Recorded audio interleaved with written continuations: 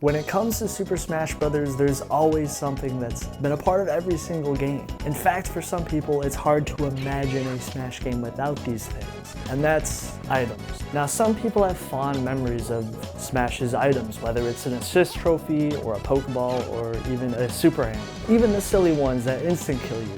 For some people, this is Smash Bros. To the casual audience. While the competitive community, if I told you had to play a game of guess who on which item is which, yeah, they're probably not gonna know which one is which. They probably couldn't even name all the items in the game if you told them to.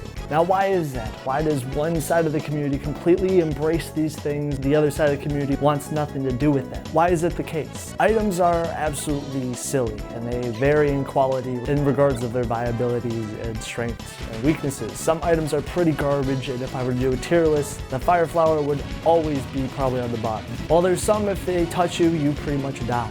And there's some items that are reliant on something called RNG, or luck. Now, what item spawns in a match can be based 100% on luck of the draw. In a way, it is a fun way to make each different match completely different, whether that's in single player mode or just playing with your friends. And if you crank up the item consistency to the max, the more chaos is going to take place. RNG can affect things like which Pokemon is going to spawn from a Pokeball, what assist trophy is going to show up. I hope it's not Little Mac. This version of Little Mac, we don't talk about it. He used to be an assist trophy, guys. Oh boy.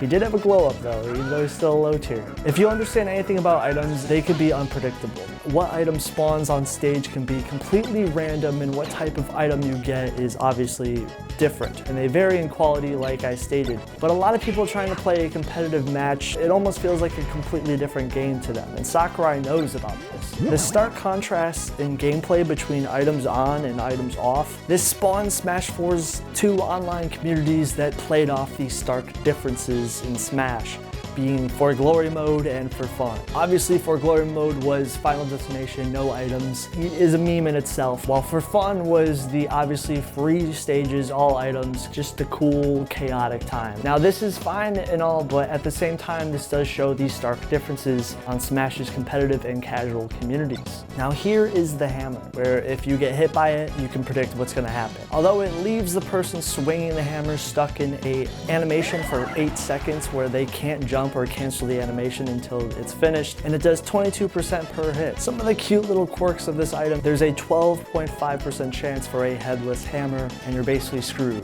which is, yeah, rest in peace. Or even the golden hammer, which is the stronger iteration, being twice as fast with considerable more knockback, and its diagonal knockback being compensated with a vertical knockback, which makes it better at KOing. However, have a small chance to be squeaky, and they do absolutely nothing. RNG, baby. Here's everyone's favorite item, the Pokeball. Now, a random Pokemon will obviously spawn, and the quality of the Pokemon can vary at times. And there's even some rare ones or some silly ones that, you know, instantly KO you. The assist trophies follow a similar format, except they replace a cute and cuddly furry Pokemon with a just like Waluigi. Waluigi's here, guys. Don't worry, guys, we don't need Waluigi. He's at home. We got, okay.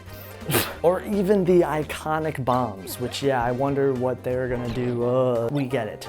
And of course, how could you forget the Beetle? I didn't like this when they introduced this in Smash 4. It homes in on you and it instantly kills you. There's other items that kind of do this, but this one is like the strongest one of the bunch. I don't know why. Yeah, Smash 4 said, yeah, we're gonna introduce items that just do this. The Beetle was clearly the best one of the two. Even in casual concerns, I just don't like how it just homes in on you and instantly kills you, and you know, I'm not surprised at this point that we're, you know, delving into the silliness like this, but we are, I guess. If you know, you know.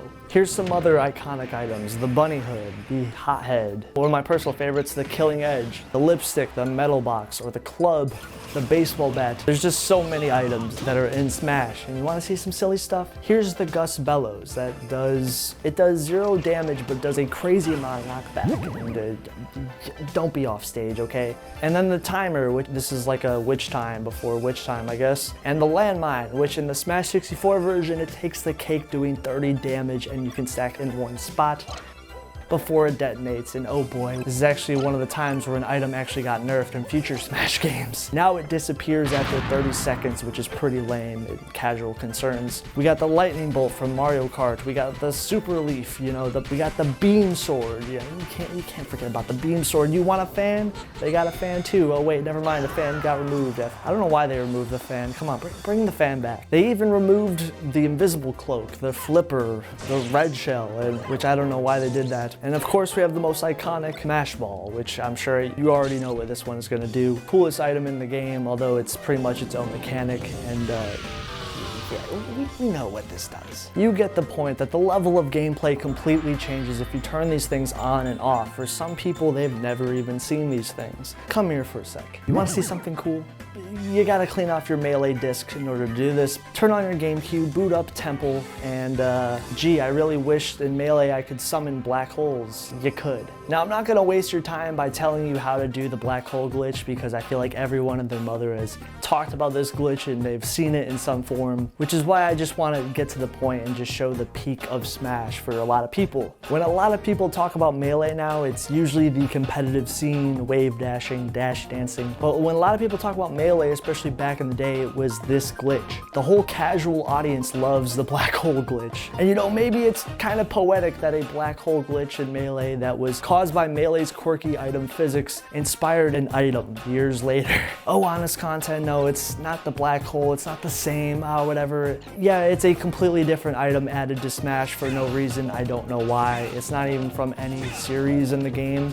Your guess is as good as mine why they added a black hole later, but my reason is that it was just so iconic in Melee that maybe they inspired them to create an item out of it. While for glory and for fun are technically non-existent now like the rest of Smash 4's online servers, it was a good representation on the actual differences between the two camps. One side really liked items and one side didn't. I'm not necessarily on either side. You know, I'm not against items, I'm not against people wanting to play the game competitively either. However, I feel like the best versions of Smash are the versions where both sides can coexist. But to be real is that the game can be played in two different ways. In Smash 64 and Melee, there was plenty to offer as far as Melee birthed a competitive scene that has still been around to this day, while Brawl I feel like kind of took away a lot of those aspects and adding more casual things, just things that people really didn't like, tripping and the floaty gameplay. And there's even some tournaments that try to enforce items on the scene, and yes, I know there's going to be different tournaments, especially when it comes to advertising the game, but the competitive tournaments that try to enforce items on the competitive scene, it doesn't really make sense, but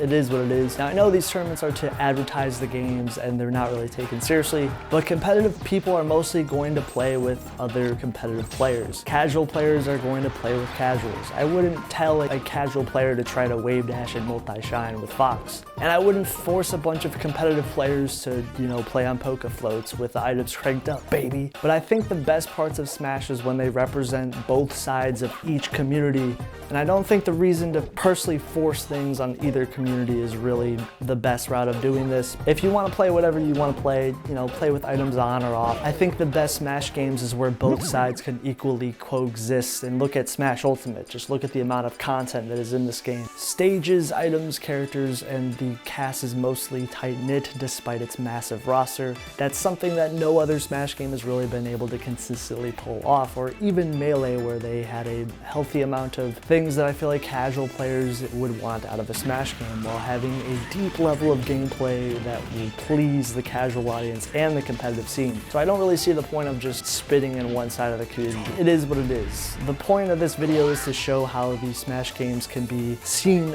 with both communities and how they can coexist, because that's Smash. Because I think the beauty of the game is the fact that you can play Smash at a super major, wave dash, or you could just play the game with items on, final smashes at your family barbecue. That's the beauty of Smash. Alright you guys, thank you guys for watching the video. There's a Patreon down below if you guys want to support the channel and get videos early. Seriously appreciate you guys. Hope you guys are having a good day. Peace.